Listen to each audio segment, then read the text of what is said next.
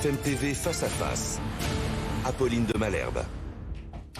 8h37 sur RMC et BFM TV. Bonjour docteur. Bonjour. Professeur René Friedman, vous êtes professeur de gynécologie obstétrique, vous êtes consultant à l'hôpital Foch à Suresnes et vous êtes l'auteur de La tyrannie de la reproduction. On vous connaît bien. Vous avez accompagné des milliers, pour ne pas dire des millions de couples en France depuis très longtemps dans leur parcours pour devenir parents. Emmanuel Macron lance un grand plan de réarmement démographique avec aussi l'idée d'accompagner par un plan sur la fertilité. J'ai presque envie de vous demander, docteur, comment on fait les bébés aujourd'hui ? Comment on fait les bébés ? De plusieurs façons, justement. Voilà. Les choses ont changé. C'est plus aussi simple qu'avant. En tout cas, aussi unique qu'avant. Ça n'a jamais été simple. Mais ce qui est intéressant, c'est qu'on voit bien que le désir d'enfant se pose à l'échelle individuelle et se pose à l'échelle sociétale. Il y a d'autres approches, si vous voulez, que le besoin ou le désir ou le projet. Il y a aussi effectivement un point de vue sociétal parce qu'on a besoin d'un renouvellement de la population. Mais en même temps, on peut pas faire un enfant pour la nation. On n'en est pas là. Le réarmement, le mot était peut-être un peu fort. Oui, mais enfin, on attend depuis tellement longtemps, effectivement, que ça soit posé sur la table. Il y a, vous savez, un rapport qui a été fait il y a 1 an à Olivier Véran, quand il était ministre de la Santé. Vous faisiez partie de ceux qui étaient à l'initiative de ce rapport, hein ? Voilà, et qui a été piloté par 2 personnes qui ont essayé de monter avec un groupe 21 propositions qui vont de l'information, qui vont de la prévention et qui vont au développement des équipes de recherche, parce que sans recherche, sans meilleure connaissance, on n'a pas de meilleur succès. Donc c'est vraiment un plan d'action très intéressant qui va aussi bien sur le plan, j'ai envie de dire presque écologique, sur éviter les toxiques, éviter tout ce qui va faire baisser la fertilité, surtout informer, et les femmes en particulier, qu'il y a une horloge biologique et que malheureusement, pour l'instant, on n'y peut rien. C'est-à-dire qu'à partir de 38 ans, la fertilité baisse. Ça, c'est une réalité. Et comme on repousse de plus en plus, que le désir d'enfant est un peu repoussé pour des raisons d'organisation de société, on peut en reparler, alors on est confronté à des demandes sur lesquelles il devient difficile de répondre. Et on va répondre quand même parce que la demande devient de plus en plus forte et on va faire des choses un peu extravagantes, on va dire. C'est d'ailleurs ce à quoi vous alertez avec ce livre que vous publiez cette semaine, La tyrannie de la reproduction, c'est chez Odile Jacob. On fait beaucoup moins de bébés, nettement moins d'un coup. En France, c'est une chute vertigineuse puisque les derniers chiffres de l'INSEE ont été publiés cette semaine. 1,68 enfants par femme. On rappelle qu'il en faut 2,1 minimum pour ne serait-ce que renouveler les générations. Pourquoi les Français ne font plus de bébés ? J'ai envie de dire pourquoi dans le monde entier, sauf peut-être les continents africains, mais je veux dire que ce soit en Russie ou au Japon, où c'est dramatique, vraiment dramatique. Alors, jusqu'à présent, la France faisait figure d'exception, oui. Notamment vis-à-vis de nos voisins, l'Allemagne, l'Italie, où les femmes, effectivement, avaient beaucoup plus de mal à concilier le travail, les enfants. Elles faisaient des enfants beaucoup plus tard, elles en faisaient beaucoup moins, mais la France était une sorte de poche de résistance, ça n'est plus le cas. On va voir si ça persiste ou pas, mais peut-être avec cette prise en compte, les choses vont freiner, changer, pourquoi pas. Et en particulier parce que, encore une fois, la cause principale des difficultés, c'est le report de l'âge pour avoir des enfants. Mais pour faire des enfants jeunes, il faut être en confiance, il faut être aidé.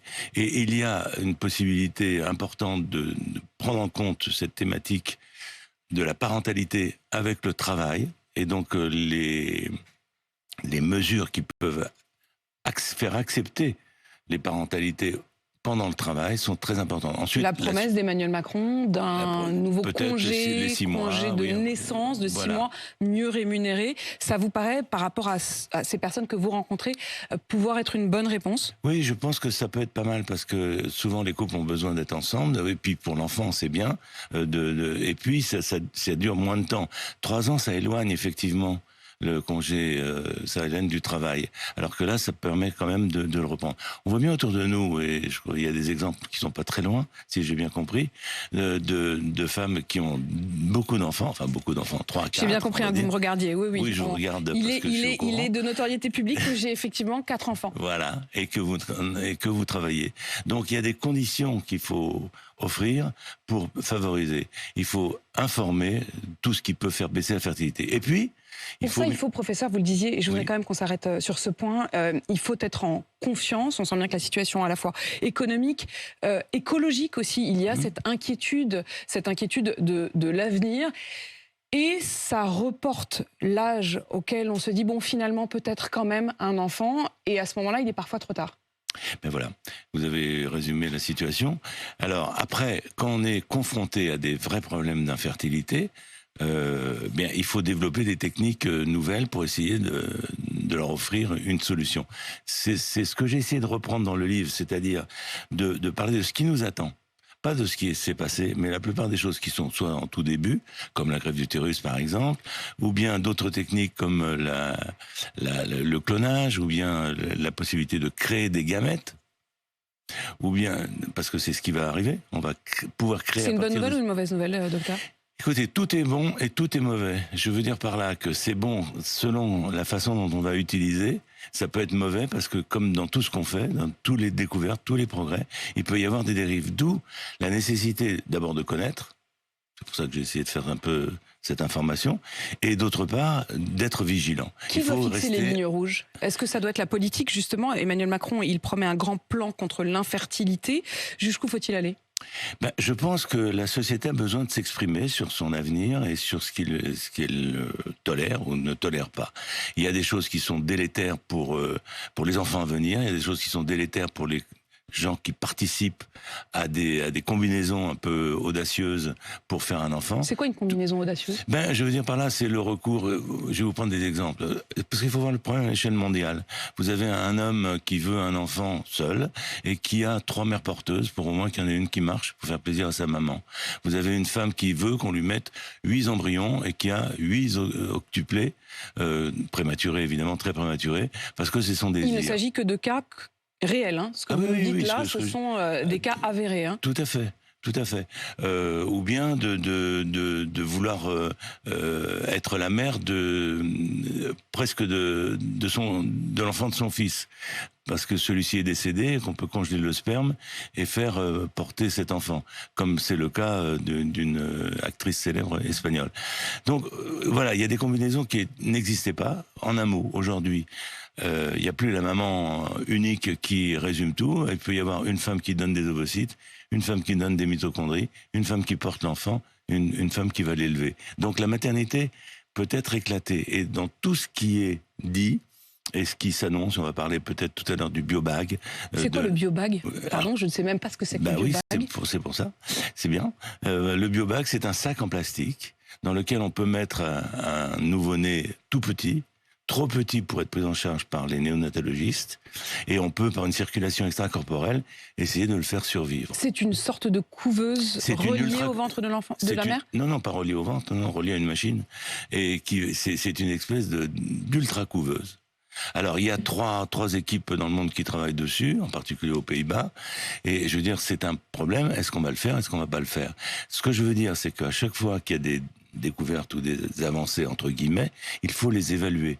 On n'est pas sûr que ce soit souhaitable, parce que si ça laisse trop de séquelles, il faut pas y aller. Mais en même temps, on peut s'imaginer qu'une femme de 42 ans, dont c'est le seul enfant, et elle accouche à 5 mois, on peut rien faire pour l'enfant, peut-être que c'est la solution. Vous voyez, on a des questions techniques et des questions éthiques. La PMA est autorisée en France, y compris pour les couples de femmes. La GPA, en revanche, n'est pas autorisée. Est-ce que vous estimez qu'il faudrait aller jusque-là, ou est-ce qu'au contraire, vous pensez qu'il faut s'arrêter à la PMA ? Non. Personnellement, je suis contre la GPA parce que je trouve que c'est la commercialisation du corps de la femme et son utilisation et son aliénation. parce que c'est pas rien de porter un enfant et de s'en séparer parce qu'on a signé un contrat financier. Alors, d'aucuns pensent que oui, ça c'était avant, c'était la commercialisation que ce serait même mondiale. vieux jeu, c'est une expression qui a d'ailleurs été opposée à Emmanuel Macron pendant la conférence de presse. Est-ce qu'au fond, il n'avait pas une vision un peu vieux jeu de la famille, de l'autorité, de l'école? Je crois qu'on a tellement déjà bousculé les choses que vaut mieux stabiliser un peu et voir comment les choses évoluent, et surtout que la GPA, comme on dit, éthique qui a été proposée, mais elle n'existe nulle part. Ça fait 25 ans que des endroits, des pays font la PMA, mais elle est toujours commerciale, par définition. Elle sera toujours commerciale. Le rêve d'une GPA éthique, c'est binounours. Voilà. Je parlais du mot réarmement qui a été utilisé par Emmanuel Macron. Il y a une réponse à effectivement une souffrance de beaucoup de couples qui aimeraient avoir des enfants et à qui peut-être toutes ces techniques vont leur permettre en effet avec ce plan contre l'infertilité d'avancer. Mais il y a aussi derrière ce mot réarmement presque quelque chose de il faut faire des combattants pour la nation. Certaines voix féministes se sont élevées. Anne-Cécile Maillefer de la Fondation des femmes dit « Laissez nos utérus tranquilles ». Qu'est-ce que vous dites à ça, docteur? Oui, je pense qu'il faut pas confondre, encore une fois, la position personnelle et la position sociétale. On a besoin de montrer qu'il y a des facteurs qui sont négatifs pour la fertilité, c'est pas la peine de rentrer en plein dedans, mais ça veut pas dire aussi une injonction personnelle. Ceci étant, pourquoi j'ai appelé le livre cette façon, la tyrannie de la reproduction? Parce que, vous voyez, tout ce qui va se développer, et c'est important parce que le biobag ou d'autres, je dirais, par exemple, renforce l'idée que tout est possible. Et que donc, finalement, je peux attendre parce que j'ai vu dans les journaux People qu'une telle était enceinte alors qu'elle avait dépassé l'âge habituel. Et donc, ça sera possible. Et la science va apporter une réponse. Or, ce n'est pas vrai. Et le fait de croire que c'est possible amène à penser qu'on a un droit à l'enfant. Mais que dire à ces couples? Que dire à ces couples qui viennent vous voir et qui effectivement parfois sont peut-être plus âgés que la période la plus féconde de leur vie? Alors j'ai envie de dire qu'il faut d'abord le dire avant, ça fait partie de l'information, bien entendu. Et puis alerter, dire attention. D'autre part, encore une fois, j'insiste, tout n'est pas possible. Tout n'est pas possible. Vous savez, mais c'est dur à entendre. Mais bien sûr, mais des fois ça soulage. Des fois ça soulage. Parce que je veux dire, à force de faire, c'est ça la pression. C'est encore l'injonction. Oui, c'est-à-dire je vais pas arrêter, je vais encore faire un traitement qui est jamais simple parce que ça peut arriver. Parce que c'est un parcours du combattant, parce que c'est un parcours de souffrance, y compris pour les couples. Exactement. Donc je veux dire cette pression est importante à dire, on ne peut pas tout. Et vous savez, il y a une étude d'ailleurs que je rapporte dans le livre, qui est que sur 6000 couples qui ont été étudiés lorsqu'ils rentrent dans le parcours fertilité, il y en a 50% qui vont réussir en fécondation in vitro et autour, 11% en adoption, 11% naturellement, parce que de temps en temps il y a des bonnes surprises, heureusement, et puis 25% vont rester de l'ensemble vont rester sur le carreau. Donc l'échec... Ils vont rentrer chez eux sans enfant. Eh ben oui, donc il faut aussi, je dirais, accepter qu'il y ait dans notre société des femmes et des hommes qui ne souhaitent pas d'enfants, c'est leur choix, on ne va pas les changer, au contraire, il faut les respecter. Par contre, je dirais, il faut pas faire tout et n'importe quoi, et jusqu'à briser je veux dire, son équilibre. Parce que ce qui se passe, c'est qu'en consultation en tant que médecin, je vois, si vous voulez, des gens qui s'acharnent, l'acharnement thérapeutique, je dirais. Les médecins ont du mal à dire non.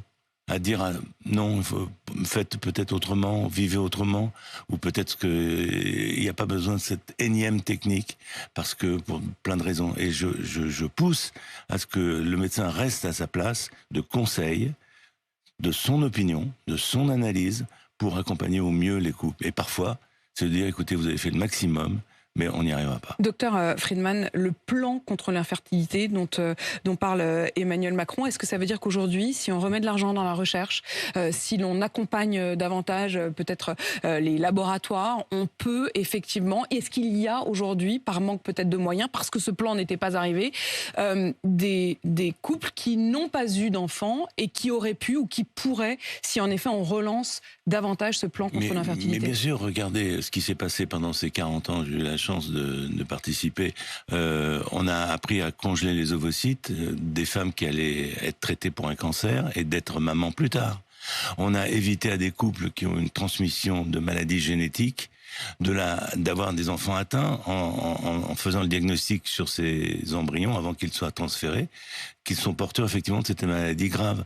Donc on avance, on améliore les choses et il y a encore beaucoup de choses à faire. Il y a 21 propositions qui ont été faites dans ce rapport. Je pense qu'il faut créer un comité, un observatoire, un institut qui va prendre tous les aspects, qu'ils soient de la prévention, de l'éducation, du traitement, de la recherche, qui sera investi sur ce programme qui doit être transparent et renouvelé avec des émissions comme celle-là. Une formule d'espoir. Donc merci, docteur, professeur René Friedman. Je rappelle le titre de votre livre, La tyrannie de la reproduction. C'est chez Odile Jacob. Il est 8h51 sur RMC BFM TV.